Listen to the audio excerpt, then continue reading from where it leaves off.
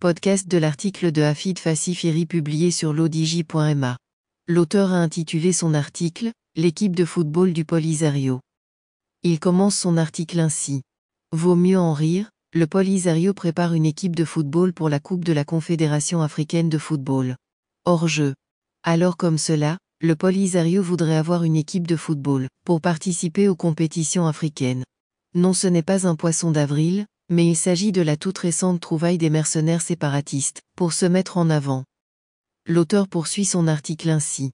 Comme les responsables de ce mouvement savent très bien qu'ils seront très bientôt expulsés de l'Organisation de l'Unité africaine, ils chercheraient de la sorte une issue de secours, en se faisant accepter par la Confédération africaine de football. Bien sûr, la future fédération de football de la Pseudora peut d'ores et déjà compter sur l'appui et le soutien financier de son sponsor officiel à Alger. Et bien entendu, les concentrations et les stages de préparation pourront avoir lieu en Algérie et même en Tunisie avec des matchs amicaux contre des équipes locales. On imagine que ces deux derniers pays iront même jusqu'à proposer des joueurs pour renforcer la Polisario Team. Le petit jeu des mercenaires et de leur soutien en Algérie est flagrant, car ils cherchent à profiter de la formidable vitrine qu'offre le football pour se mettre au devant de l'actualité.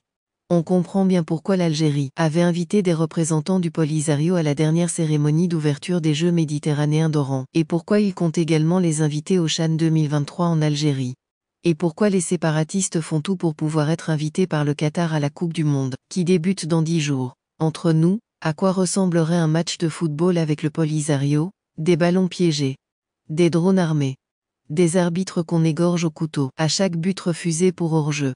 Il ne manquait plus que cela. Après le Covid, l'inflation, la guerre, les pénuries et les flambées des prix, il ne restait plus que le Polisario vienne nous pourrir la vie en polluant notre drogue préférée qu'est le football. L'auteur précise sa pensée ainsi.